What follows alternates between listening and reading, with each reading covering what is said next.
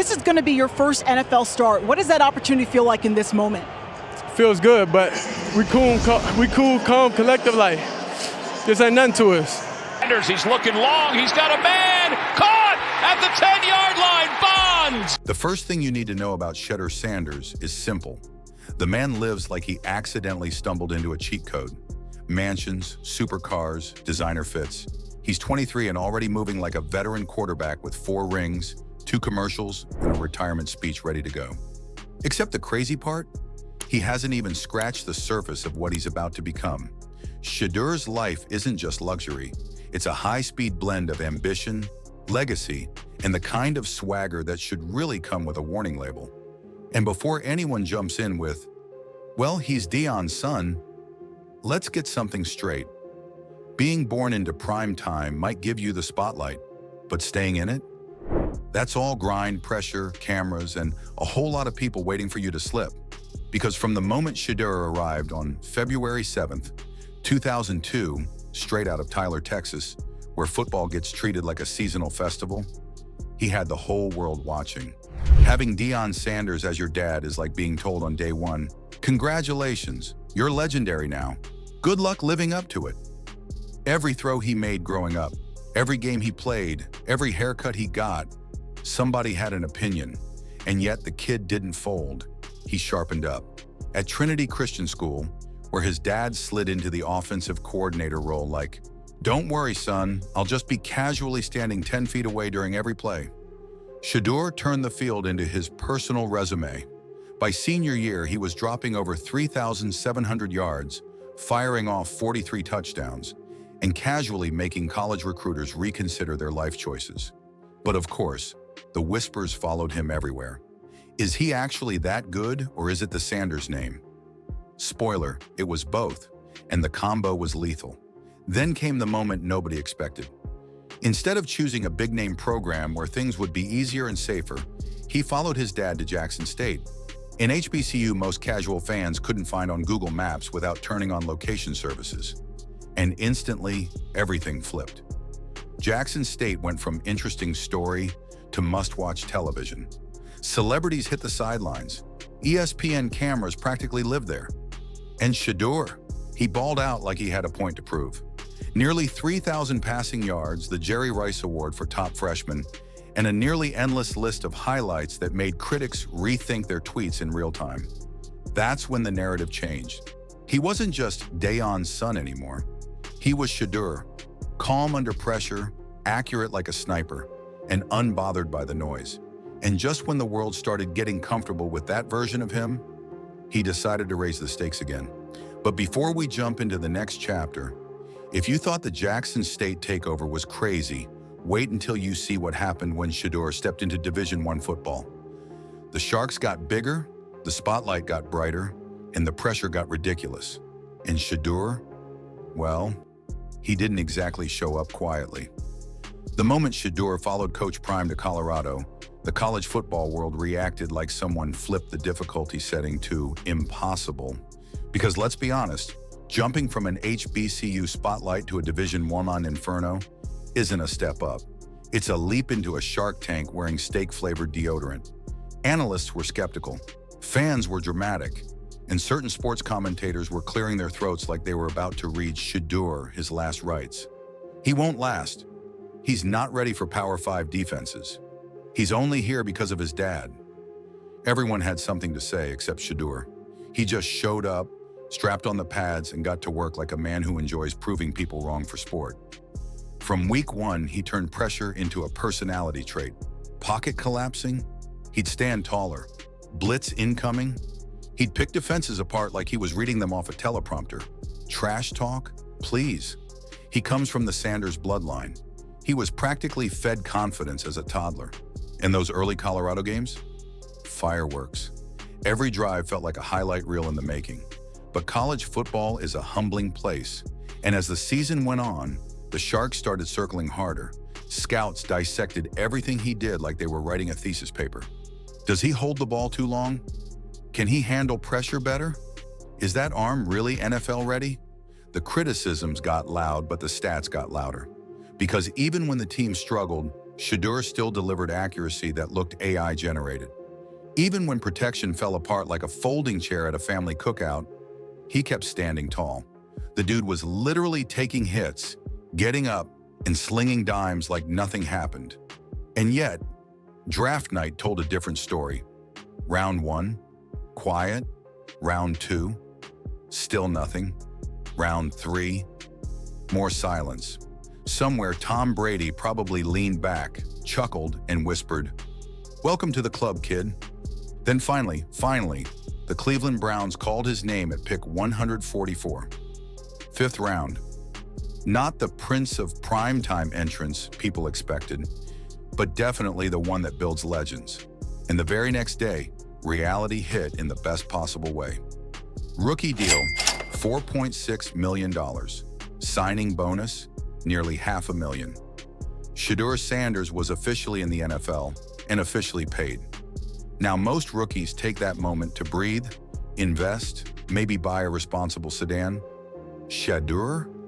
Yeah. No, he bought Ohio. Okay, maybe not the whole state, but close enough. Because his new mansion, a 5,000 square foot flex so strong it should be classified as performance art. Long driveway, manicured lawn, modern architecture sharper than his jawline. Inside, sunlight everywhere like the house was built specifically for Instagram. Hardwood floors, ceilings tall enough to host a cloud, a kitchen so polished it looks like Gordon Ramsay would cook there in silence. Then you step outside and boom, a luxury resort. 40-foot heated pool, fire pit, pergola, enough space to invite the entire Browns roster and still have room for the marching band. And upstairs, the kind of master suite that whispers, "You made it." Silk sheets, designer closets, a spa bathroom with more square footage than most college apartments. This wasn't just a home, it was a statement. I'm here, I earned this, and I'm not slowing down. But here's the twist. If you're impressed by this mansion, wait until you see the previous one. Because Ohio wasn't the beginning of the flex, it was the upgrade. And the Colorado mansion? Oh, that was Shedeur's first real taste of luxury. And it set the tone for everything that came next. Before Shedeur was out in Ohio, living like a young king with a personal resort in the backyard, he had already broken in his first big-time flex, the Colorado mansion. Think of the Ohio house as Shedeur Sanders, the deluxe edition. Well, the Colorado pad was the original release. Already a hit, already a flex, already screaming, "Yeah, I'm built for this." Mansion 1.0 was a $1.7 million mid-century masterpiece that looked like someone told an architect, "Give me something cool enough for Iron Man, but peaceful enough for a guy who's been sacked 12 times this season." Instant vibe. Walk through the front door, and the first thing that hits you is the confidence. Clean lines, warm tones. Glass everywhere like the house needed to remind you it had nothing to hide. This wasn't quiet luxury. This was luxury that casually clears its throat so you look up. The living room sat wide open with a glowing fireplace and massive windows framing the Rocky Mountains like God's personal screensaver. It was the kind of view that makes you want to sit down, think deeply about life, and then immediately remember you're rich. Downstairs, a family room built for pure primetime junior, downtime, sunlight, comfort, and a second fireplace. Because apparently Shedeur refuses to be cold in any room of any building on any planet. But step outside and the house stops being a house. It becomes a postcard. Panoramic views of Colorado Springs, the Broadmoor Resort sparkling like a diamond, mountain ranges stretching forever. Everything about it screams serenity, but with a sprinkle of, "Don't touch anything unless you own 3 businesses." Then there was his master suite, if you can even call it a bedroom. Floor-to-ceiling windows, a private balcony, a bathroom so big it looked like a spa, married a penthouse, and had a beautiful baby. Showers, luxury finishes, space everywhere. You could breathe, relax, plan your NFL future, and still have room left over to host a yoga retreat. But the real magic of that home wasn't the architecture. It was the symbolism. That Colorado house was Shedeur's transformation chamber. The place where he balanced classes, workouts, media attention, NFL dreams, and national pressure, all while building the Sanders brand into something that didn't just honor his father's legacy, it expanded it. It was his sanctuary, his proving ground, his first taste of the high life he knew he'd reach again. Colorado wasn't the victory lap, it was the runway. And once the draft dust settled and Cleveland came calling, he upgraded from runway to private jet lifestyle. New team, new city, new checks, new mansion. But if the mansions tell the story of where Shedeur sleeps, the garage tells the story of how he arrives. Because the moment you step into the Shedeur Sanders garage, KTM, you realize something very important. This is not a normal 23-year-old. This is a man who wakes up and chooses horsepower like it's breakfast cereal. Front and center is the Lamborghini Urus, basically a luxury missile disguised as an SUV. Twin-turbo V8, over 600 horsepower. Acceleration so rude it should come with a helmet. But that's just the warm-up. Next to it sits the Mercedes G-Wagon, the undefeated champion of "I'm important, please move." It's boxy, tough, timeless, like a tank that went to private school. Then the crown jewels, the Maybach twins, the GLS 600 and the SE 680. These aren't cars. They're mobile penthouses with wheels, reclining massage seats, ambient lighting, and enough comfort to make you forget the road exists. And then, standing out like the rebellious middle child, the Tesla Cybertruck. Sharp edges, stainless steel, full sci-fi energy. It looks like something designed by Elon Musk after 3 espressos and an argument with physics. Each car in this lineup isn't just a ride, it's a different version of Shedeur. Swagger, legacy, luxury, rebellion, all parked in one garage. And yet, Shedeur's life isn't just luxury. It's a high-speed blend of ambition, legacy, and the kind of swagger that should really come with a warning label. And before anyone jumps in with, "Well, he's Dion's son," let's get something straight. Being born into prime time might give you the spotlight, but staying in it? That's all grind, pressure, cameras, and a whole lot of people waiting for you to slip. Because from the moment Shedeur arrived on February 7th, 2002, straight out of Tyler, Texas, where football gets treated like a seasonal festival, he had the whole world watching. Having Deion Sanders as your dad is like being told on day one, "Congratulations, you're legendary now. Good luck living up to it." Every drive felt like a highlight reel in the making. But college football is a humbling place. And as the season went on, the Sharks started circling harder. Scouts dissected everything he did like they were writing a thesis paper. Does he hold the ball too long? Can he handle pressure better? Is that arm really NFL ready? The criticisms got loud, but the stats got louder. Because even when the team struggled, Shedeur still delivered accuracy that looked AI generated.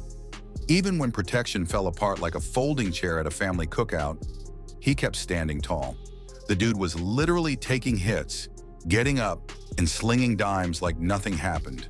And yet, even this whole automotive Avengers squad isn't the craziest part of his lifestyle. Because all this luxury, all these cars, mansions, designer fits, they need fuel, and not the kind you get from the gas station. Up next, how Shedeur actually makes and maintains the millions behind the million-dollar life. And trust me, the business side of Primetime's son hits just as hard as the touchdowns. Shedeur's lifestyle doesn't run on vibes and Instagram likes. It runs on hustle. Real hustle. Because that $4.6 million rookie contract? Nice, sure. But in NFL terms, that's the starter kit. Not guaranteed, not safe, not enough to fund mansion life forever. The wild part? He was making more money in college than most NFL rookies. NIL deals had him pulling $3 to $5 million a year before he ever stepped onto an NFL field. Endorsements, merch, appearances, social media. He basically had a business empire tucked inside his backpack next to a notebook and some headphones. And while everyone was trying to box him into the football player lane, he dropped a surprise in May 2024, a hip-hop single. People rolled their eyes until they listened. The flow was clean, the message hit, and suddenly it wasn't a joke anymore. It was Shedeur saying, "Yeah, I'm more than one thing." But fame doesn't let you breathe without consequences. June 2025? Boom. 2 speeding tickets back to back. One at 91 and a 65, one at 101 and a 60. The internet lost its mind like he committed a federal crime. Was it smart? No. Was it the downfall of society? Also no. He's 23, owns supercars, and lives in Ohio. Let's be realistic. What matters is how he moves afterward. And Shedeur always bounces back, always. Off the field, he's surprisingly chill. Pool nights, music, family, friends. His brother Shiloh's in the NFL now too, turning the Sanders name into a whole new franchise. And Coach Prime, still the general, still pushing, still guiding the blueprint. That's why the mansions and Maybachs aren't the real story. They're just the intro. The real story happens on Sundays, when the lights hit, when the pressure spikes, when defenses want his head. That's where we'll see if Shedeur Sanders becomes the next big NFL star, or the beginning of an even bigger story still unfolding. If you're rocking with this journey inside his world, hit that like button, subscribe, and drop your thoughts below. Because with Shedeur Sanders, the story never ends quietly. It only gets louder.